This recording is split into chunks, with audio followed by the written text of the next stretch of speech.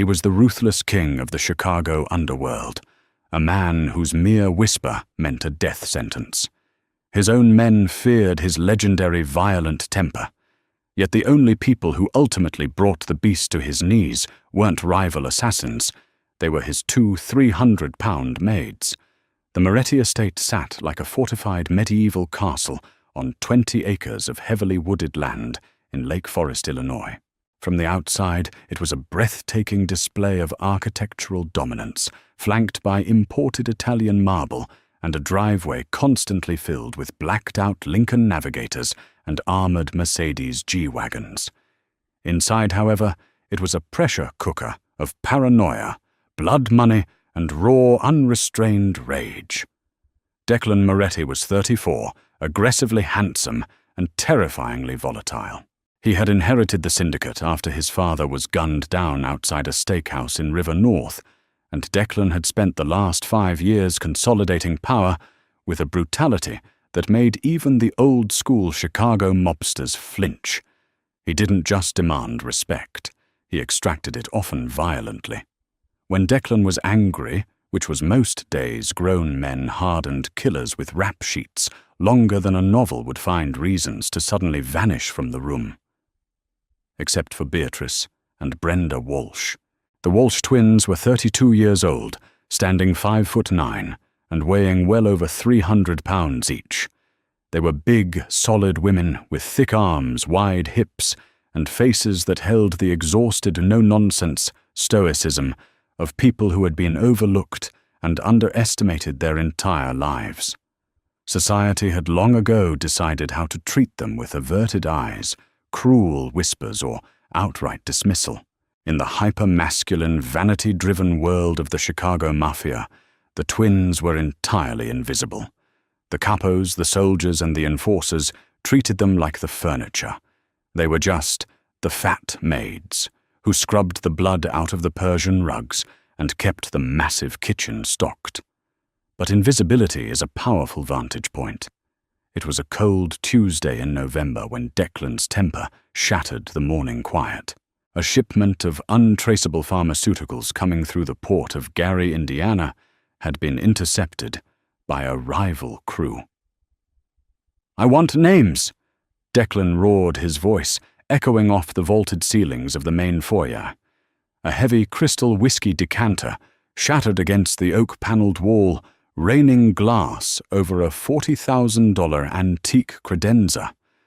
"I want the rat who gave them the root, and I want him breathing when you bring him to me." 3 terrifyingly large enforcers' men who broke legs for a living stood paralyzed near the front door, staring at their expensive Italian leather shoes.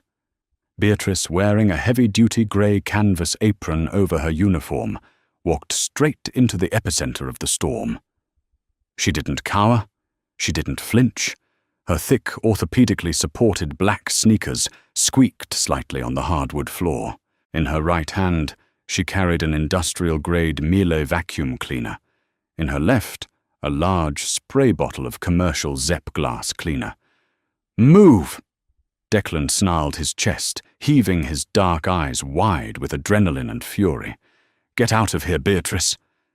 Beatrice stopped her large frame, planting itself with the immovable certainty of an old oak tree.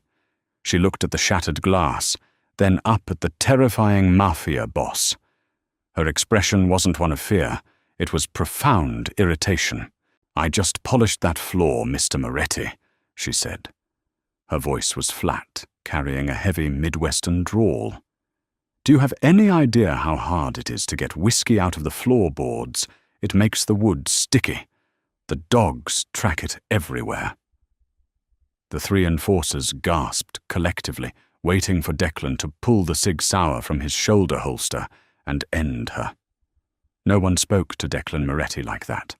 Not the mayor, not the police chief, and certainly not the hired help. Declan blinked, his rage momentarily short-circuiting. He stared at the massive woman standing before him. She was twice his width, her arms crossed over her ample chest, waiting for an apology. "Did you hear what I just said?" Declan barked, stepping closer, trying to use his height to intimidate her. "I heard you yelling about Gary, Indiana," Beatrice replied calmly, unspooling the vacuum cord. "But unless the men in Gary are coming here to sweep up this glass, I suggest you step back. I don't want you tracking shards into the dining room. Brenda just finished vacuuming in there." Declan's jaw locked. He looked at her. Truly, looked at her. Her face was flushed from exertion, a light sheen of sweat on her forehead, her heavy breathing a testament to the physical toll her size took on her just moving around the massive estate. Yet her eyes were completely deadpan. She wasn't afraid of him. To her, he wasn't a lethal mob boss. He was a messy man who had just created more work for her aching joints. Without another word, Declan pivoted on his heel and stormed down the hallway, leaving his enforcers bewildered. Beatrice simply plugged in the vacuum, the loud roar of the machine drowning out the violent politics of the underworld. The incident in the foyer was a catalyst. Over the next few weeks, the tension in the Moretti estate escalated. The syndicate was bleeding money, and paranoia was setting in. Declan was sleeping no more than 3 hours a night, pacing his study, drinking heavy pours of Macallan, and lashing out at everyone. He fired his personal chef after throwing a plate of seared scallops at the wall, claiming the man was trying to poison him. He isolated himself, locking the heavy mahogany doors of his study, refusing to let his lieutenants in. It was day 3 of Declan's self-imposed isolation. The house staff was terrified. The guards pacing the perimeter were on edge. Inside the massive stainless steel commercial kitchen, Brenda Walsh was chopping carrots. Brenda was the quieter of the two sisters, but what she lacked in Beatrice's sharp tongue, she made up for in quiet, stubborn endurance. She carried most of her weight in her waist and thighs, making her movements slow but deliberate. She knew hunger. She knew the kind of emotional hollow starvation that people tried to fill with rage or alcohol. Looking at the untouched fancy meals the caterers had left outside Declan's door, she scoffed. "Seared scallops. Truffle foam," Brenda muttered to Beatrice, who was resting her swollen feet on a milk crate. "The man is having a nervous breakdown, and they're feeding him foam. He needs real food, grounding food." Brenda retrieved a massive, heavy-bottomed cast-iron Dutch oven. For the next 3 hours, the kitchen smelled of rich beef broth, roasted garlic, caramelized onions, and tender root vegetables. She made a thick, rustic beef stew, throwing in heavy chunks of chuck roast and potatoes. It was peasant food. It was heavy, calorie-dense, and deeply comforting. Carrying the large, steaming tray down the hallway was a physical effort. Brenda was breathing heavily by the time she reached the study doors, the thick fabric of her uniform tight against her broad back. 2 armed guards stood outside, shaking their heads. "He said no one." The guard, a young, heavy named Arthur, warned her. "I'm not no one. I'm the maid," Brenda said, shifting the heavy tray. "Open the door, Arthur, before I drop this on your foot." Reluctantly, Arthur unlocked the double doors. The study was in ruins. Books were torn from the shelves, paperwork was scattered like snow, and the air was thick with stale cigar smoke and the sharp tang of sweat. Declan sat behind his desk, looking feral. He had a gun resting on top of a ledger, his eyes bloodshot and sunken. "I said get out!" he roared, standing up so fast his heavy leather chair crashed to the floor. Brenda didn't flinch. Her large body acted as a natural anchor in the room.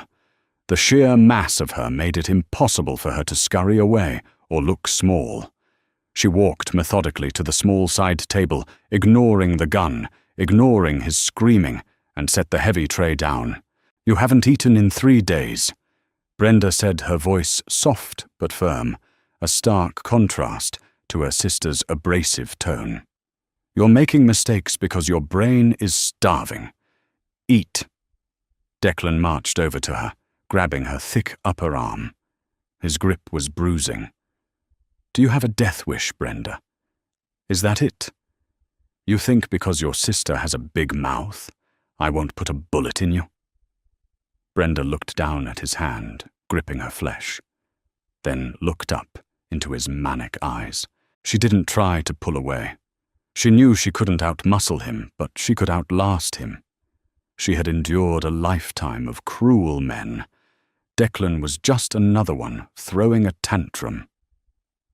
"My feet hurt, Mr. Moretti," she said quietly. "I stand on them for 12 hours a day. My back aches all the time.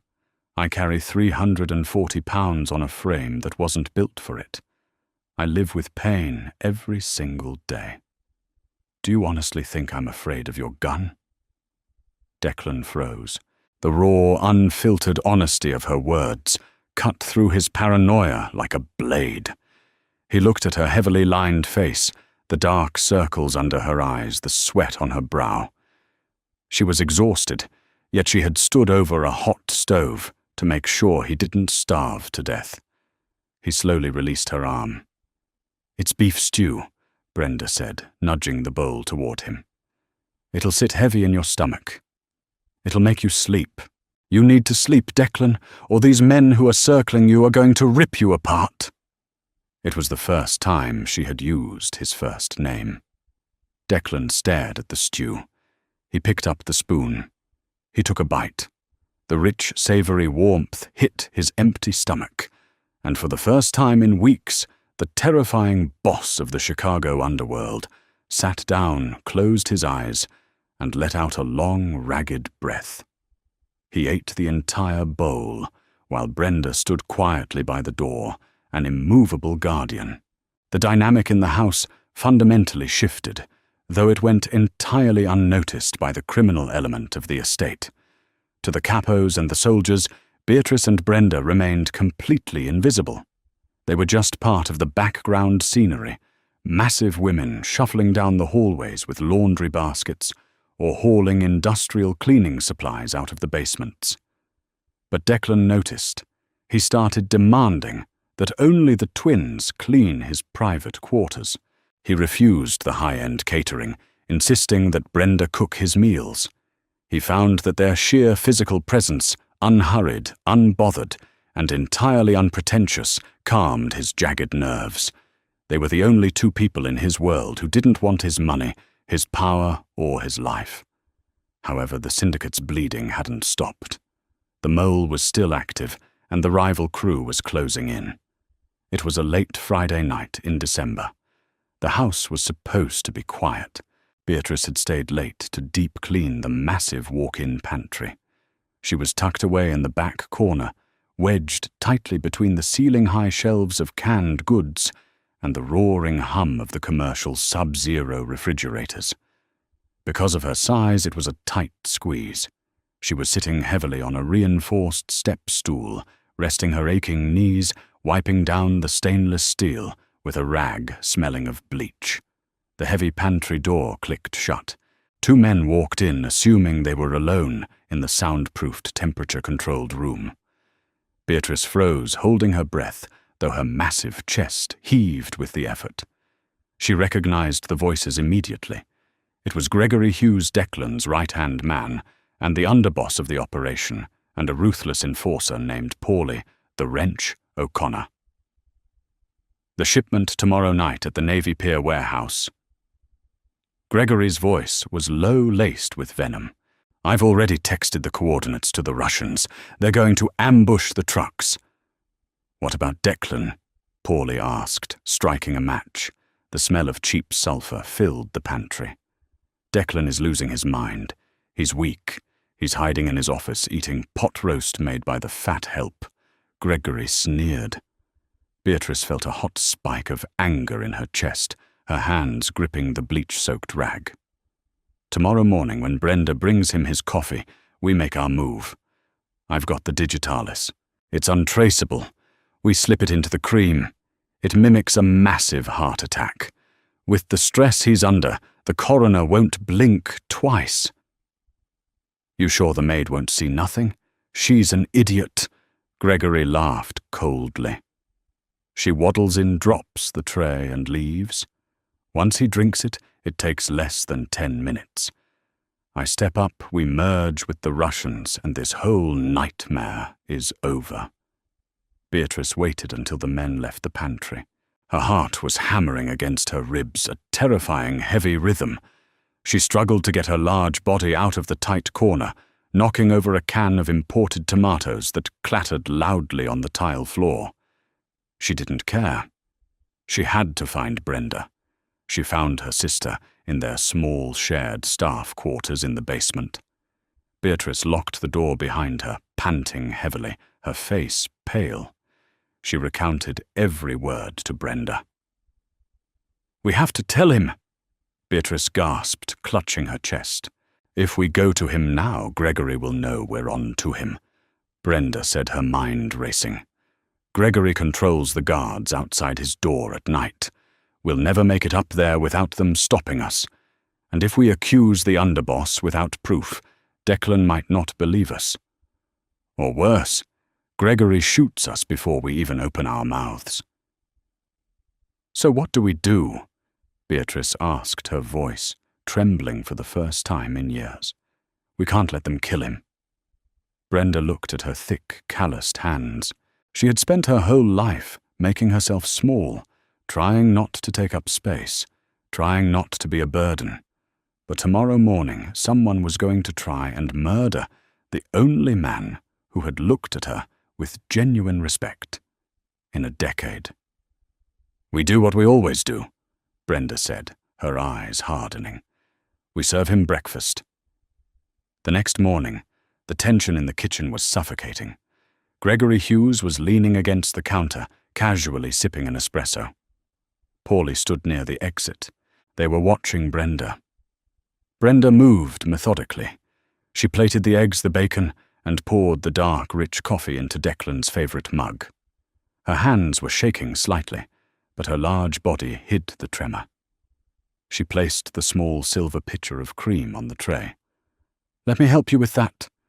"Brenda," Gregory said smoothly, stepping forward. He reached into his tailored suit jacket. "The boss likes it sweet, doesn't he?"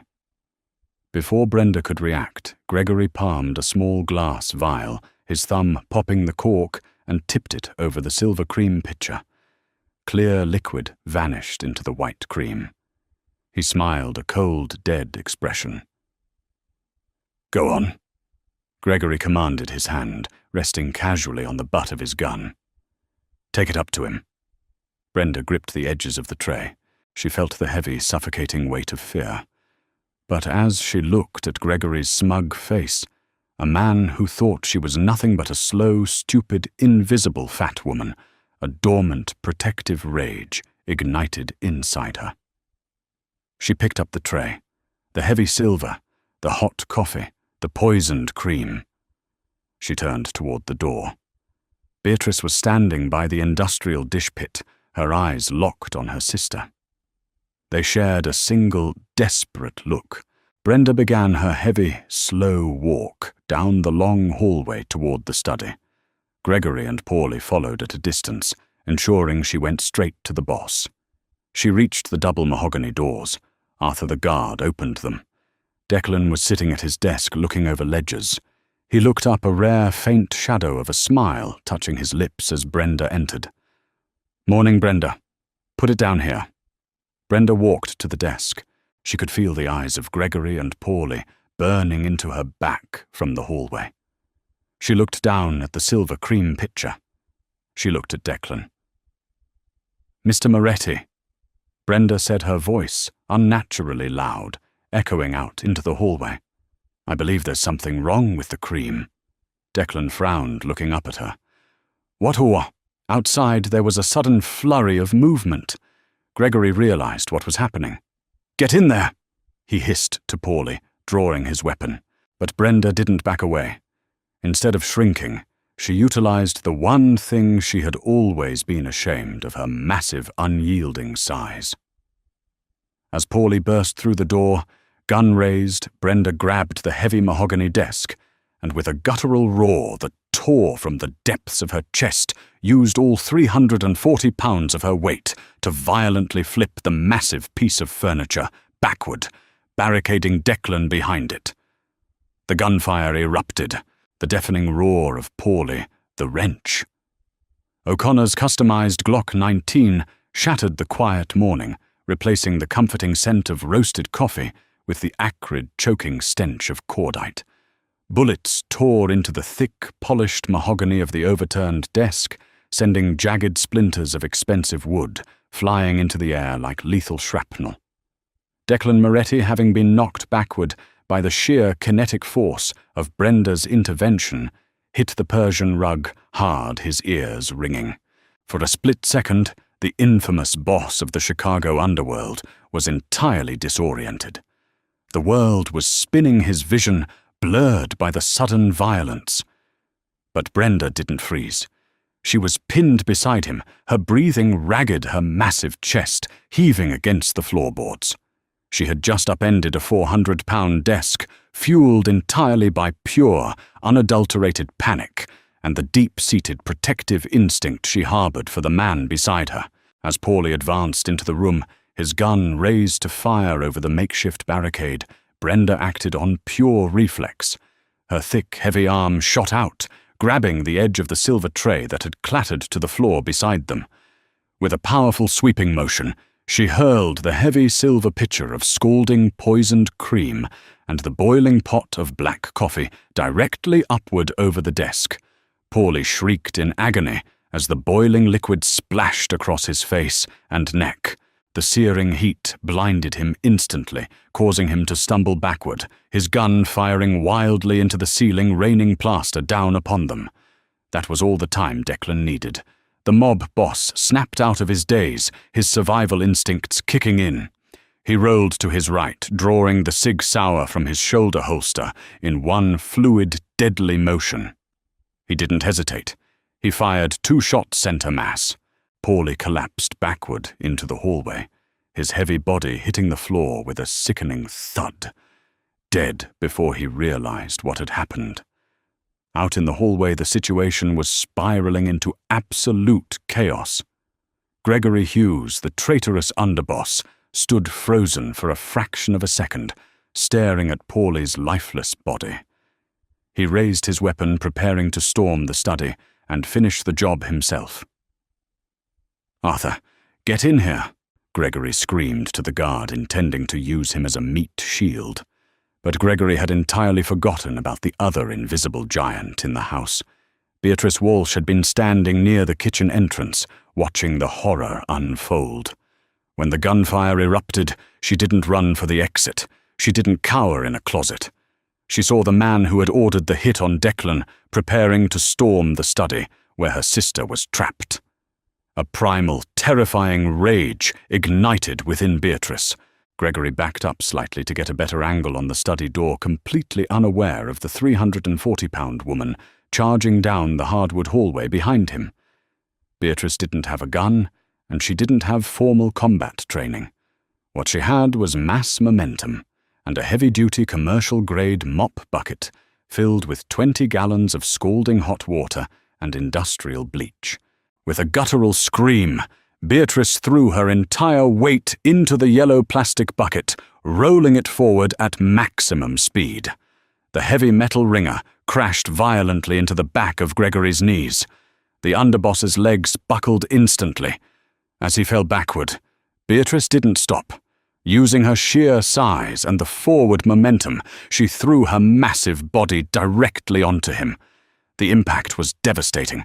Over 300 pounds of weight slammed Gregory into the hardwood floor, knocking the wind out of his lungs with a sickening crack of ribs. His gun skittered away, sliding across the polished floorboards. "You don't touch my sister!" Beatrice roared, her heavy Midwestern drawl entirely devoid of its usual calm.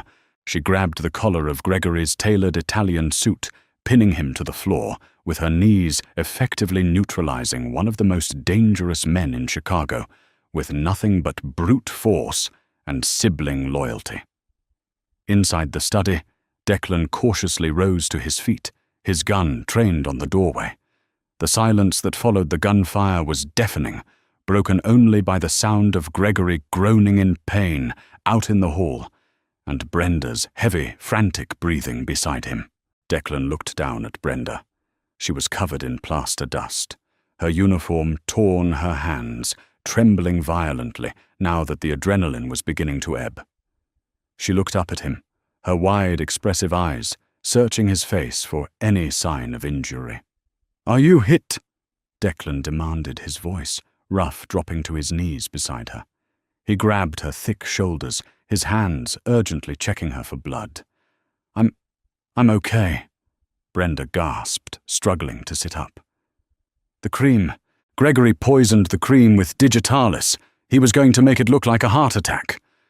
Declan's dark eyes hardened, a terrifying, cold fury settling over his features. He looked at the shattered silver pitcher, the spilled white liquid soaking into his expensive rug. Then he looked back at the woman who had just risked her life, using her own body as a shield to save his. The men in his syndicate, men he paid millions of dollars, men who swore blood oaths to him, had betrayed him. The glamorous women who draped themselves over his arm at galas would have run at the first sign of danger. But Brenda Walsh, the quiet, obese maid, whom everyone treated like dirt, had just moved a mountain to keep him alive. "Stay here," Declan ordered softly, his tone carrying a sudden, profound reverence. Declan stepped out into the hallway. The sight that greeted him was almost comical, had the stakes not been life and death. Beatrice was sitting heavily on Gregory's chest, her thick hands gripping his wrists, pinning them to the floor. Arthur the loyal guard was standing awkwardly nearby, his gun drawn, unsure of what to do. "Boss," Arthur stammered, pointing his weapon at Gregory. "I didn't know. I swear to God, Declan, I didn't know he was making a move." "I know Arthur," Declan said coldly, walking over to where his traitorous underboss lay, trapped beneath the massive maid. Declan crouched down, pressing the hot barrel of his Sig Sauer directly against Gregory's forehead. "Beatrice, you can get off him now." Beatrice panted, her face flushed red with exertion. She carefully hoisted her heavy frame off the crushed underboss, her knees popping loudly in the quiet hallway. She smoothed down her grey canvas apron, attempting to regain her composure, though her chest was still heaving. "You're a dead man, Declan." Gregory spat, coughing up a small amount of blood from his broken ribs. "The Russians are already in place. The shipment at the pier is a decoy. Victor Rostova is bringing 20 men to this estate in less than an hour. You can't hold them off." Declan's eyes narrowed. The betrayal was deeper than he thought. He stood up, looking at Arthur. "Take him to the basement. Zip-tie him to the steel pipes. If he makes a sound, break his jaw." As Arthur hauled the battered underboss away, Declan turned to Beatrice. Then Brenda slowly emerged from the ruined study, heavily favoring her left leg, where she had bruised her knee during the fall. The twin sisters stood together, two massive, immovable pillars in the center of the Bleeding Syndicate's headquarters. Declan looked at them. The absolute absurdity of the situation wasn't lost on him. His empire was crumbling. A Russian hit squad was en route, and his only true allies were two 300-pound cleaning women. "Brenda? Beatrice?" Declan said, his voice dropping an octave, carrying a heavy, grim weight. "I need to lock this estate down. Can you fight?" Beatrice looked at Brenda, then back at the mob boss. She reached into her deep apron pocket and pulled out a heavy set of master keys that jingled like a janitor's ring. "Mr. Moretti." Beatrice said, her face deadpan and resolute. "We know this house better than you do. We know the blind spots, we know the reinforced doors, and we know exactly where the heavy machinery is kept. You want to lock this place down? We'll turn it into a fortress." The next 45 minutes were a masterclass in chaotic, desperate fortification. Declan's Lake Forest estate was massive, a sprawling 30-room mansion that was almost impossible to defend with a skeleton crew. With Gregory's betrayal, Declan couldn't trust the outside perimeter guards. He assumed they had either been paid off or slaughtered by Victor Rostover's approaching men. He only had Arthur, two other loyal inside men named Tommy and Carmine, and the Walsh twins. They needed to funnel the Russians into a kill zone, and to do that, they had to barricade the vulnerable entry points. This was where the sheer, unadulterated mass of Beatrice and Brenda became an incredible tactical advantage. The heavy antique furniture in the mansion, solid oak armoires, massive marble-topped tables, and cast-iron decorative pieces were too heavy for standard men to move quickly. But the twins had spent a decade maneuvering around these objects, shifting them to clean and dragging heavy equipment across the sprawling estate. They understood leverage, and they possessed a raw, heavy-lifting strength born from years of manual labor while carrying their own immense body weight. The East Wing solarium is glass. Declan commanded pacing the main foyer as Tommy distributed submachine guns from the hidden armory. If they breach there, they have direct access to the main stairwell. "We're on it," Brenda said. Brenda and Beatrice moved with surprising speed. They went straight to the industrial laundry room, located near the solarium. Together, grunting with exertion, their broad shoulders pressing against the white metal, they pushed two massive 600-pound commercial washing machines down the corridor, wedging them perfectly against the solarium's reinforced double doors. It was an immovable barricade. Not even a battering ram would easily dislodge over 1,000 pounds of dead weight combined with the thick door frame. Next, they moved to the kitchen. Beatrice grabbed heavy commercial-grade chains, used to secure the meat lockers, wrapping them tightly around the handles of the French doors that led to the patio, securing them with heavy brass padlocks. Declan watched them work from the security room monitors. He was captivated. For years he had been surrounded by women who were fragile, dangerous, in a superficial way, and motivated by greed. He had dated models with razor-sharp cheekbones and hollow eyes, women who treated life like a transactional game. But watching Brenda sweat pouring down her face, her heavy thighs straining against her dark uniform, as she dragged a massive dining table across the hall to block a corridor, Declan felt a strange electric pull. She was magnificent. There was a grounded, undeniable reality to her. She wasn't an illusion built on plastic surgery and starved diets. She was raw, enduring strength. She was the earth itself, solid and unwavering. "Boss!" Arthur's voice cracked over the radio, pulling Declan from his thoughts. "SUVs approaching the main gate. Blacked out. It's Rostova." "Kill the main breaker," Declan ordered, grabbing an M4 carbine.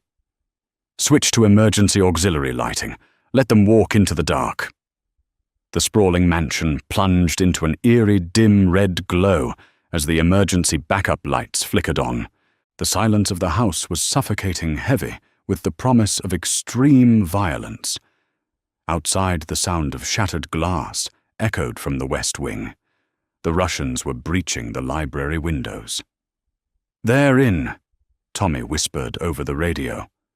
"Hold your positions," Declan commanded from his vantage point on the second-floor landing, looking down over the grand foyer. Victor Rostover was a brutal, efficient killer. He led a team of 12 heavily armed men into the darkened mansion, expecting to find a panicked, scrambling mob boss. Instead, they found a labyrinth of blocked corridors and dead ends. Every logical route to the upper floors had been barricaded by impossibly heavy objects.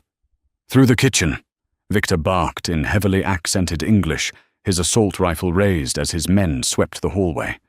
They kicked open the swinging doors to the massive commercial kitchen. The room was pitch black, save for a single flickering emergency light near the massive walk-in sub-zero refrigerators. Suddenly, a heavy metallic clatter echoed from the back of the room.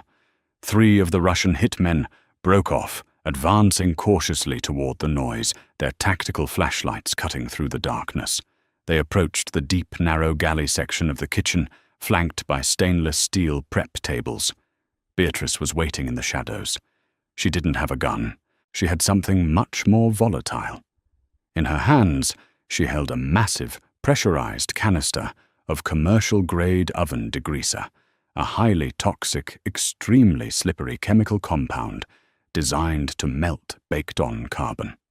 As the three men stepped onto the slick, polished tile of the galley, Beatrice stepped out from the shadows.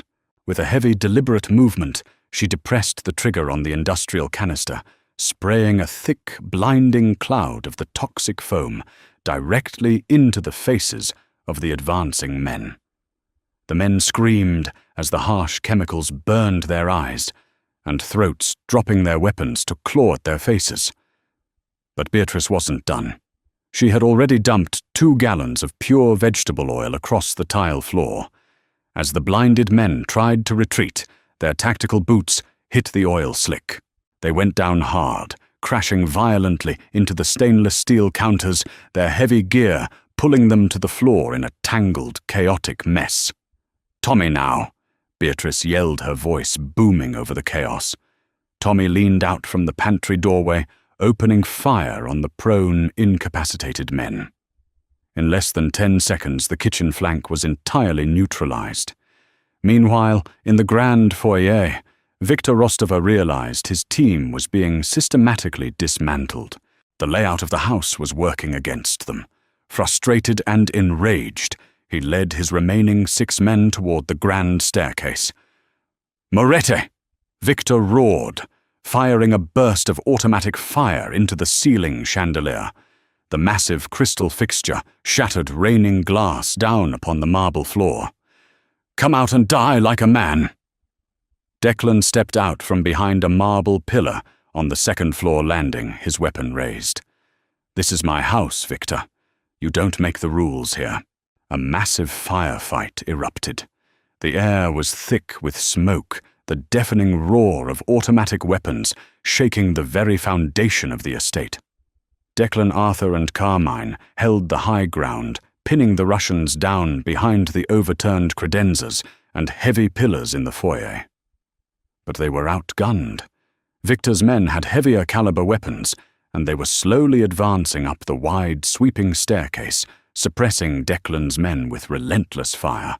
Brenda was crouched in the shadows of the second-floor hallway, clutching a heavy iron fire poker she had grabbed from the master bedroom fireplace.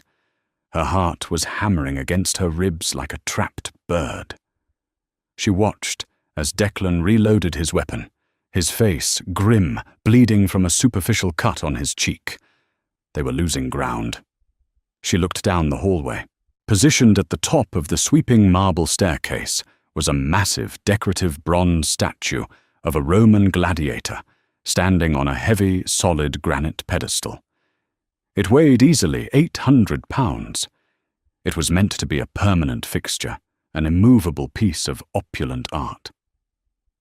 Brenda looked at the statue. She looked at the advancing Russians who were now halfway up the stairs, taking cover behind the thick oak banisters. She didn't think. She just moved. Brenda emerged from cover, sprinting as fast as her massive body would allow.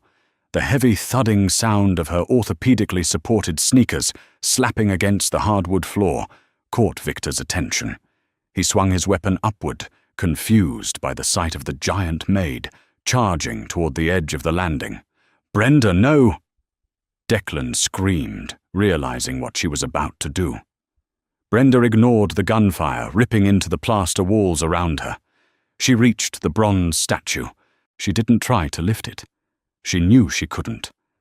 Instead, she threw her shoulder against the heavy granite pedestal, planting her thick legs wide, digging her rubber soles into the floorboards.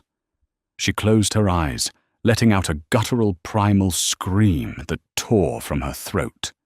She pushed with everything she had. She pushed with the anger of a lifetime, of being ridiculed, of being overlooked, of being treated like she was less than human. She channeled every ounce of her 340-pound frame into forward momentum. The heavy granite pedestal scraped violently against the floorboards. "Push!" a voice roared beside her. Beatrice had suddenly appeared, her apron stained with grease and gunpowder. She threw her own massive shoulder against the opposite side of the pedestal, adding her immense weight to her sister's. Nearly 700 pounds of raw human force slammed against the heavy bronze monument. The statue teetered. The Russians on the stairs looked up in absolute horror as the 800-pound bronze gladiator tipped past its center of gravity. With a deafening crash, the massive statue toppled over the edge of the landing, hurtling down the marble staircase like a lethal, unstoppable boulder. It smashed into the advancing hitmen with devastating force, shattering the heavy oak banisters, crushing bones and sweeping the remaining Russian enforcers entirely off the staircase, burying them under a pile of splintered wood and heavy bronze at the bottom of the foyer. The silence that followed was absolute. The dust settled swirling in the dim red emergency light. Viktor Rostova lay unconscious beneath the shattered base of the statue, his men incapacitated or dead. Declan slowly lowered his weapon. He stared at the destruction, then slowly turned his head to look at the top of the stairs. Beatrice and Brenda were sitting heavily on the floorboard, completely exhausted, their chests heaving, holding on to each other. They looked like two battered warriors, entirely out of place in their torn, dirty maid uniforms. Yet they had just successfully defended a mafia stronghold better than any trained syndicate soldiers ever could. Declan walked over to them. He didn't say a word. He simply sank to his knees in front of Brenda, reaching out to gently wipe a smear of soot and plaster from her flushed, round cheek. His eyes were burning with an intensity she had never seen before, a mixture of awe, deep respect, and something much, much warmer. The invisible giants of Lake Forest were invisible no more. The morning sun broke over the heavily wooded Lake Forest estate, illuminating a mansion that looked less like a luxury home and more like a war zone. By 6 a.m., Caldwell Remediation Services, a highly discreet, obscenely expensive underworld cleanup crew, had arrived in 4 unmarked box trucks. They worked in eerie silence, scrubbing the marble, replacing the shattered glass, and hauling away the bodies of Viktor Rostova and his men. Declan Moretti didn't sleep. He sat in his partially ruined study, staring at the fresh, steaming mug of coffee resting on his desk. But this time, Brenda hadn't poured it. He had. He walked out of the study and down the hall to the guest suites. He had strictly forbidden Beatrice and Brenda from returning to the cramped, windowless basement quarters. Instead, he had ordered them into the East Wing Master Suites rooms, usually reserved for visiting capos or high-rolling politicians on the syndicate's payroll. Declan knocked softly on the heavy oak door. Brenda. The door opened. Brenda stood there, having showered off the plaster and blood of the previous night. She was wearing a thick, oversized plush robe, her wet hair combed back from her face. Without the stiff canvas maid's uniform, she looked softer, yet no less imposing. She still carried her 340 pounds, but the exhaustion that usually weighed down her shoulders was gone. It had been replaced by a quiet, undeniable pride. "Mr. Moretti," she said, her voice steady. "Declan," he corrected her, stepping into the suite and closing the door behind him. "If you ever call me Mr. Moretti again, I'm going to consider it a personal insult." He walked toward her, the space between them shrinking. For the first time in his ruthless life, the boss of the Chicago underworld felt nervous. He looked at this massive, quiet woman, a woman who had spent her entire adult life being mocked, ignored, and erased by the world. "You saved my life," Declan said, his voice dropping to a gravelly whisper. "You and your sister. My own men sold me out. My underboss tried to poison me, and the people I paid to protect me folded. But you flipped a 400-pound desk and threw a bronze gladiator down a flight of stairs to protect a man who spent a year ignoring you." Brenda looked down at her bare, swollen feet. You were the only one who ate my stew when the world was falling apart, Declan. You noticed us. In this house, that's more than most. Declan reached out his calloused hands, gently taking hold of her thick, heavy waist. Brenda stiffened instinctively. She was used to men touching her in anger or pushing past her in hallways, but never with tenderness. She had convinced herself long ago that romance desire and physical affection were things reserved for the thin, glamorous women of the world, not for a maid who wore orthopedics and bought her clothes from specialty catalogues. "Look at me, Brenda," Declan murmured. She slowly raised her eyes to meet his. "I have spent my life surrounded by ghosts," he said, his hands tracing the curve of her wide hips, pulling her imposing frame slightly closer to him. "People who blow away at the first sign of a storm. People who are hollow inside. You are the most real solid thing I have ever known. I don't just owe you my life. I owe you my sanity." He leaned in and kissed her. It wasn't a tentative, hesitant kiss. It was deep, anchoring, and desperate. Brenda gasped softly against his lips, her thick arms slowly rising to wrap around his broad shoulders. He felt the immense power in her body, the raw, unyielding strength that had kept him alive, and he found it utterly intoxicating. But the tender moment was brutally interrupted by the buzzing of the secure phone in Declan's pocket. He pulled away his forehead, resting against hers for a fleeting second before he answered it. "Yeah." It was Arthur calling from the basement. "Boss, Gregory is talking, and it's bad. Victor Rostova wasn't the only play." Declan's jaw tightened. "Explain." "The New York Bratva sanctioned this. Nikolai Volkov." Arthur reported, his voice shaking slightly. Rostova was the brute force, but Volkov didn't trust him to get the job done. Gregory says Volkov sent a ghost, a cleaner, someone already inside the perimeter. They aren't just coming for you anymore, Declan. Gregory told Volkov about the twins. The ghost has orders to eliminate the fat maids to break your defenses. Declan's blood ran cold. The syndicate hadn't been fully purged. There was still a rat in the house. "Lock the perimeter down," Declan snarled. "Nobody enters. Nobody leaves." He hung up the phone and looked at Brenda, the romantic warmth in his eyes replaced by cold, calculated lethality. "They're coming for you." Brenda didn't panic. She simply tightened the belt on her thick robe. "Let them try." The atmosphere in the Moretti estate turned venomous. Declan gathered his remaining loyal men, Arthur, Tommy, and Carmine, in the grand dining room. Beatrice had joined them, no longer wearing an apron, but dressed in dark, heavy slacks and a reinforced tactical vest stretched to its absolute limits over her massive chest.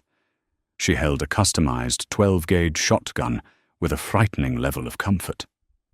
Whoever the ghost is, they're masquerading as part of the remediation crew or the perimeter security, Declan explained, pacing the length of the long mahogany table. "We isolate them. We draw them out." "We use bait," Beatrice said, bluntly, racking the pump of the shotgun. The heavy clack-clack echoed off the vaulted ceilings. "Absolutely not," Declan snapped, looking at Beatrice. "I am not putting you or Brenda out in the open for a Bratva assassin." "You don't have a choice." Brenda's voice rang out from the doorway. She walked into the dining room. She was fully dressed now, wearing a dark navy pantsuit that accentuated her broad shoulders and imposing height. She carried a massive, heavy-bottomed cast-iron Dutch oven by its thick handle, letting it rest against her thigh like a medieval mace. "The assassin is looking for a maid," Brenda said, her eyes locked on Declan.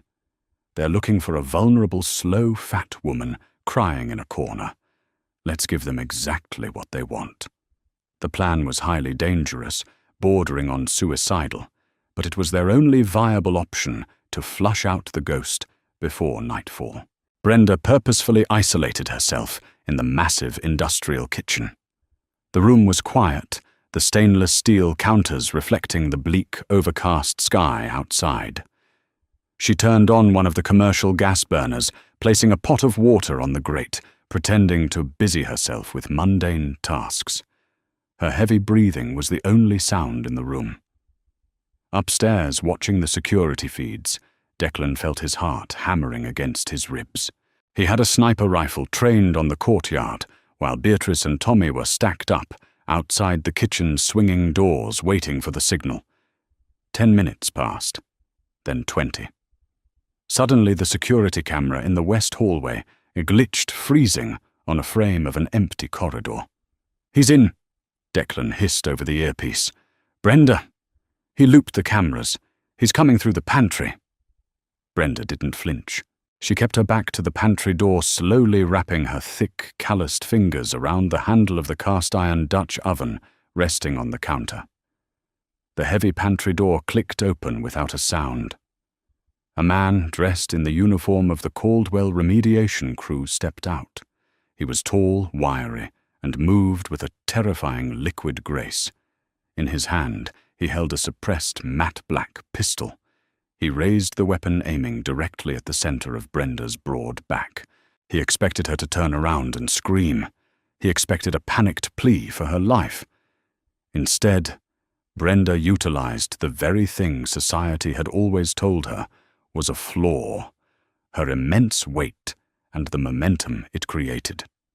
Without turning around, Brenda grabbed the handle of the cast-iron pot, pivoted sharply on her heavily supported sneakers, and swung the 30-pound iron vessel with every ounce of her 340-pound frame backing it. The assassin realized his mistake, a fraction of a second too late. He fired, but as Brenda dropped her shoulder into the swing, the bullet grazed harmlessly off her thick upper arm, tearing through the fabric but missing bone. The heavy cast-iron Dutch oven connected perfectly with the side of the assassin's head. The sound was sickening, a deep metallic thud, followed by the sharp crack of fracturing bone. The sheer kinetic energy transferred from Brenda's massive body into the iron pot lifted the wiry killer entirely off his feet. He flew sideways, crashing violently into the stainless steel prep table before crumpling to the floor in a lifeless, twisted heap. The kitchen doors burst open. Beatrice, Declan, and Tommy rushed in, weapons drawn. They froze, staring at the scene. Brenda stood over the unconscious, bleeding assassin, breathing heavily, the dented cast-iron pot still gripped in her hand. Blood trickled down her left arm from the graze wound staining her navy sleeve, but she looked entirely unfazed. She looked like an unstoppable force of nature. Declan lowered his weapon, rushing forward. He ignored the bleeding Bratva ghost on the floor and grabbed Brenda's shoulders, inspecting the wound on her arm. "It's just a scratch," Brenda panted, tossing the heavy iron pot onto the counter with a loud clatter. "Though he ruined a very nice jacket." Declan let out a breath he felt like he'd been holding for a lifetime. He looked at the neutralized threat, then back at Brenda. Right there, amidst the smell of gunpowder gas stoves and blood, Declan Moretti dropped to one knee. He didn't have a ring. He didn't have a rehearsed speech. He reached up, taking Brenda's large, calloused hand in both of his. "I am a violent man in a violent world," Declan said, looking up at her, ignoring his shocked men standing in the doorway. "I have built an empire on fear, but I have never felt truly safe until I met you. You are the strongest, most brilliant woman I have ever known. Rule Chicago with me, Brenda. Marry me." Brenda looked down at the ruthless mob boss, kneeling on the bloody tile floor of his own kitchen. A slow, genuine smile spread across her flushed face. "Only if Beatrice gets to run your security," Brenda replied, her thick, Midwestern drawl cutting through the tension. Declan laughed, a real, booming laugh that echoed through the bloody room. "Beatrice can run the whole damn city if she wants to." 6 months later, the Moretti syndicate had transformed. It was no longer a fractured, paranoid empire bleeding money. It was an impenetrable fortress. The capos and soldiers didn't whisper about the fat maids anymore. They spoke with hushed, terrified reverence about the queens of Chicago. Beatrice Walsh sat at the head of the syndicate's internal security division. The men who used to ignore her now answered to her, terrified of the massive woman who could break a traitor's legs as easily as she used to break down cardboard boxes. And Brenda Walsh, now Brenda Moretti, sat beside Declan in the newly rebuilt study reviewing ledgers and running the logistical operations of the largest underworld empire in the Midwest. She wore custom-tailored silk that draped beautifully over her massive frame, her fingers adorned with heavy diamonds. She no longer made herself small to make others comfortable. She took up exactly as much space as she deserved. No one could handle the angry mafia boss. But the invisible giants had done the impossible. They hadn't just tamed the beast. They had claimed his throne. Wow, what an incredible journey. From invisible overlooked maids to the absolute queens of the Chicago underworld, Brenda and Beatrice proved that true strength comes in all sizes.